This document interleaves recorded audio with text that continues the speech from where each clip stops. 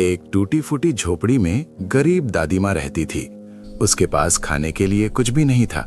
वो एक दिन पास के घर से कुछ खाने को मांगती है, लेकिन उस घर की औरत दादी माँ को मार के भगा देती है। दादी माँ रोती हुई अपनी झोपड़ी की ओर जा रही थी।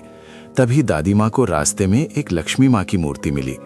दादी माँ मूर्ति को उठाकर अपनी झोपड़ी में चले जाती हैं। दादी माँ मूर्ति को एक टोकरी में रख देती हैं। जब सुबह दादी माँ उस टोकरी को देखती हैं तो टोकरी भर के सोने के सिक्के थे। दादी माँ सोने के सिक्के देखकर हैरान हो जाती हैं।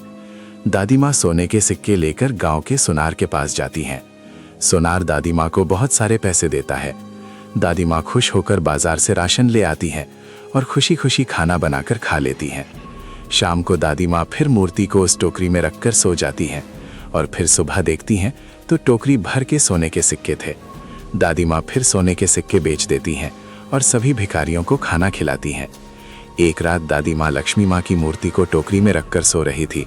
तभी कुछ चोर आते हैं और मूर्ति को चुराकर भागते हैं। तभी दादी माँ की नींद खुल जाती है। दादी माँ चोरों के पीछे दौड़ती हैं, लेकिन चोर मूर्ति लेकर भाग जाते हैं।